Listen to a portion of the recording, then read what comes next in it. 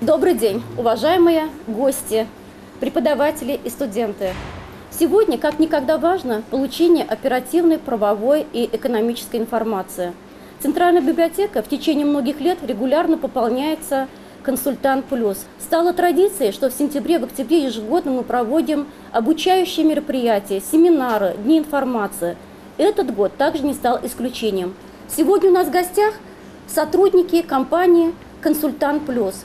Это руководитель учебно-методического центра Марина Захватова и методист этого же центра Надежда Михайлова. Всем добрый день. Сегодняшнее мероприятие у нас называется «День информации», проводится совместно с «Консультант Плюс» и Центральной библиотекой. Тема мероприятия сегодняшнего – технологии СПС «Консультант Плюс» в научной и учебной деятельности студентов. Вообще в двух словах, для чего нужна справочно-правовая система. Все вы пользуетесь интернетом, да, у всех есть телефоны с доступом в интернет. Какой вопрос у вас возникает, да, вы сразу же, мы тоже так же, Google в помощь, да, ищем соответствующие ответы на наши вопросы. Но здесь вот смотрите, есть такая большая проблемка, что в интернете вы можете столкнуться абсолютно с любой информацией, да, и никто вам не скажет, проверенная информация, непроверенная, те же самые редакции документов. Либо вы будете употреблять в интернете действующую редакцию, либо какую-то там устаревшую редакцию. Как попадают документы в «Консультант Плюс»? Во-первых, мы работаем с органами государственной власти на основе договоров об информобмене. То есть мы не так вот, что прочитали в газете, либо увидели в интернете какую-то новость, и мы ее включили в «Консультант». Нет, мы все документы получаем от органов власти. Каждый документ проходит полную юридическую обработку, и только после этого включается в систему. Сегодня мы с вами посмотрим, как работать с консультантом, какие есть возможности. И сейчас мы обратимся на верхнюю серую строчку. Это строка быстрого доступа. И три первые кнопочки – это виды поиска в системе. В системе три вида поиска – это быстрый поиск, карточка поиска и правовой навигатор. Быстрый поиск, и вот сразу на стартовой странице, если у кого включен консультант, вы можете обращать внимание, желтая строчка – это строка быстрого поиска. Как в интернете вводите запрос, также у нас работает быстрый поиск. Программка понимает все общепринятые сокращения, аббревиатуры. Если вы допустите ошибку в каком-то написанном слове, программка вам предложит ее исправить, эту ошибку. Для примера, как работает быстрый поиск. Вы все в жизни что-то покупали, но телефоны наверняка покупали все, да? Покупаете, например, какую-то технику, вам дают гарантийный срок, говорят, да, что там либо год, либо 2. А вот есть такие товары, на которые гарантийный срок вообще не установлен. Пришли вы, например, в книжный магазин, решили купить книгу, купили, принесли ее домой, поставили на полочку. Через какое-то время, либо решили подарить ее кому-то, либо решили почитать.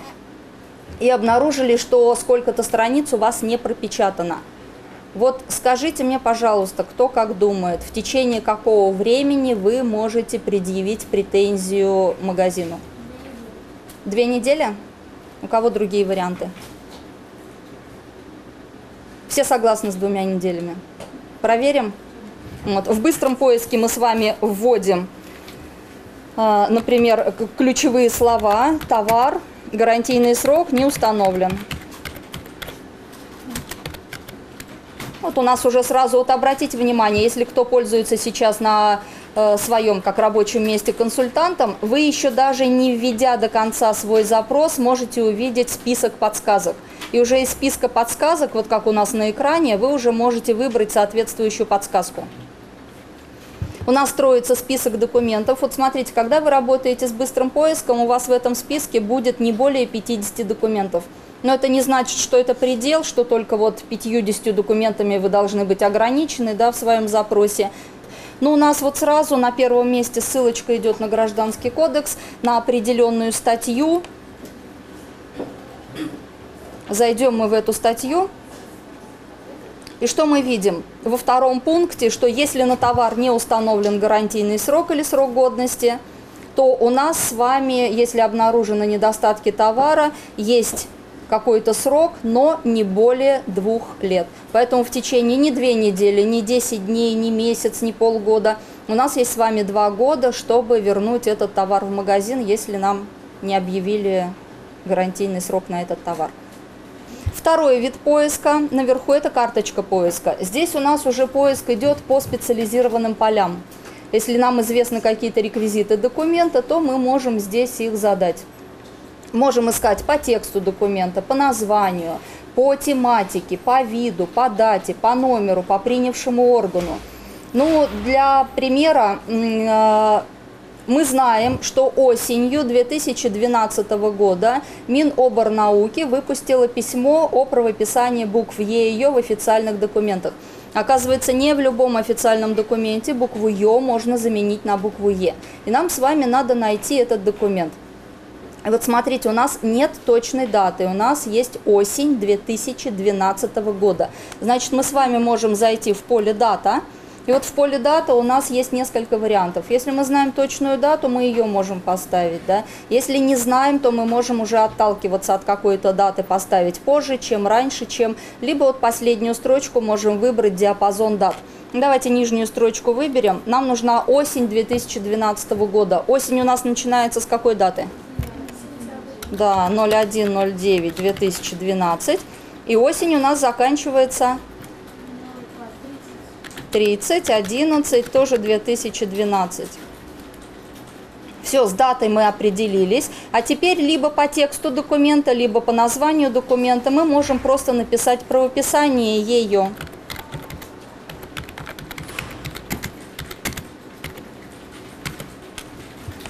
И все, и чтобы построить список документов, мы внизу нажимаем «Показать список документов». Здесь у нас через карточку поиска список строится немножко в другом виде, не как в быстром поиске сплошным списком, а в виде дерева списка с разбивкой по информационным банкам. И вот у нас остался один документ, письмо Миноборнауки о правописании букв Е и Ё в официальных документах. Когда вы используете карточку поиска, это не обязательно, что вы должны все поля заполнить. Мы сейчас с вами заполнили всего 2 поля, да, то, что мы знали. Мы, конечно, могли выбрать принявший орган Миноборнауки, но мы этого не сделали, и документ все равно нашли. Третий вид поиска – это правовой навигатор. Правовой навигатор представлен у нас 2 колонками. С левой стороны такие вот темы, а с правой стороны вопросы. Вот если с левой стороны мы пощелкаем эти темы, то с правой стороны у нас меняются вопросики. И есть поисковая строка. Вот здесь в поисковой строке в правовом навигаторе мы можем ввести с вами 1, максимум 2 слова для запроса. Ну вот, например, да, если мы напишем с вами «военная служба», вот с левой стороны, какую бы тему мы с вами не выбрали, в правой колонке синим будут обозначены вопросы, наиболее соответствующие нашему запросу и теме в левой колонке. Ну вот пощелкайте в левой колоночке темы. Например, больничный лист. У нас все синенькие вопросы, да, связанные с больничным листом, с военной службой. Если вы выберете образование в левой колонке, то у нас сразу выйдет отсрочка студентам от призыва на военную службу. Можно поставить галочку, построить список документов и ознакомиться более подробно с этой информацией. Либо в быстром поиске, либо на стартовой странице мы можем просто написать «штраф за курение».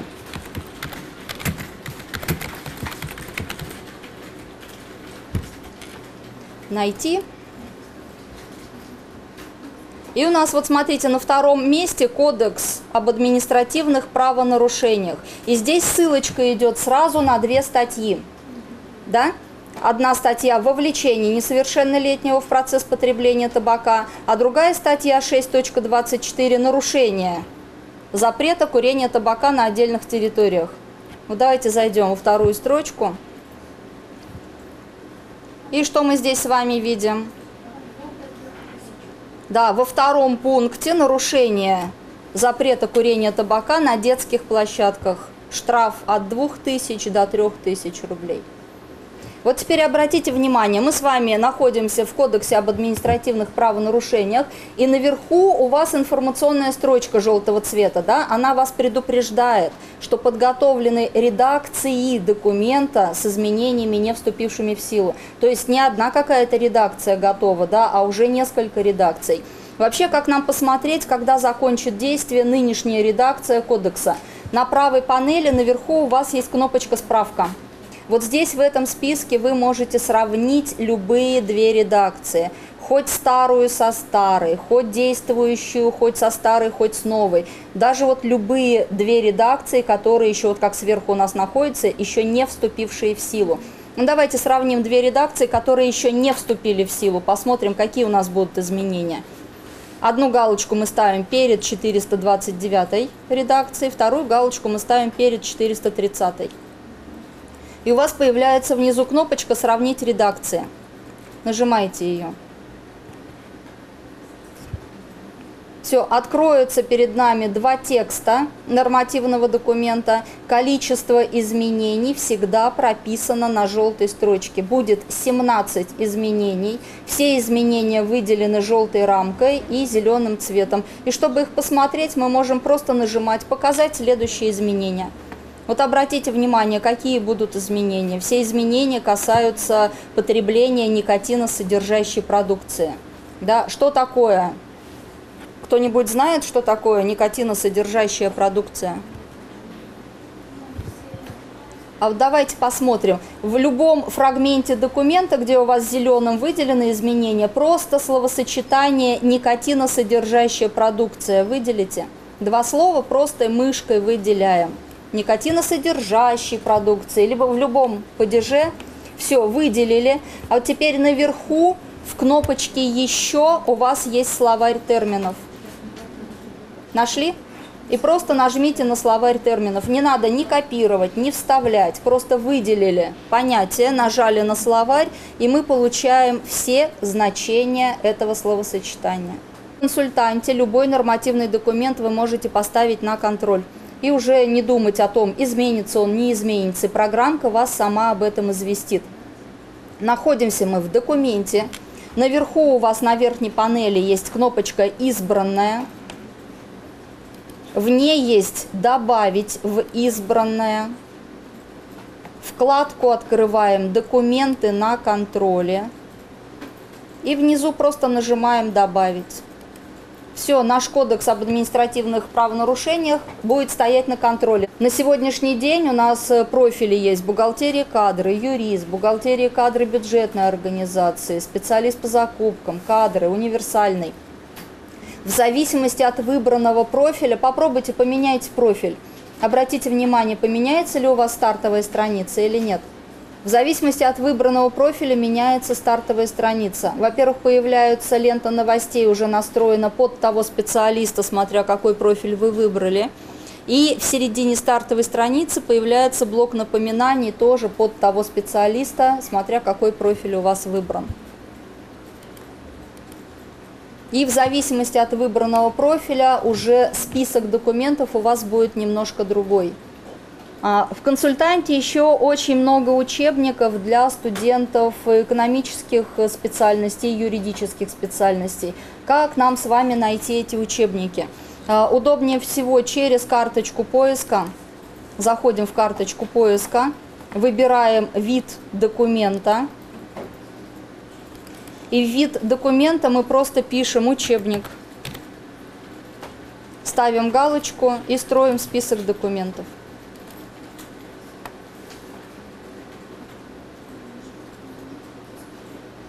Есть в бухгалтерской прессе и книгах учебники, да, по бухучету и экономике. И в постатейных комментариях и книгах, с левой стороны в дереве списки, посмотрите, нижняя строчка «Постатейные комментарии и книги». Если нажмете, на первом месте у вас будут учебники для студентов, которые можно уже использовать либо в учебе, либо при написании курсовых дипломных работ, каких-то рефератов. Спасибо сотрудникам компании «Консультант Плюс» за проведенное мероприятие. И от лица студентов, и от лица Центральной библиотеки хочется выразить слова благодарности за такое тесное сотрудничество в продвижении правовых знаний среди жителей города Канаша. С системой «Консультант Плюс» я знакома давно, еще с первого курса. Здесь я нахожу нужные гиперссылки, сравниваю, не устарела ли информация в учебнике или статье, а также я быстро нахожу ответы на вопросы преподавателя и аргументы в споре по учебным дисциплинам. Сейчас работать и учиться с большим объемом информации очень полезно, поэтому «Консультант Плюс» является незаменимым помощником. У него легкий интерфейс и он очень легкодоступный. Имеется очень много услуг для пользователей. Программа «Консультант Плюс» очень проста в использовании и в ней большая база документов. Больше всего мне понравилось, что вся информация в ней актуальна, независимо от вопроса. Специфика нашего учебного заведения связана с экономикой, поэтому ресурсы «Консультант Плюс» понадобятся в ходе учебы и в дальнейшей профессиональной деятельности. Благодаря этой программе я лучше знаю свои права как студента и как гражданина.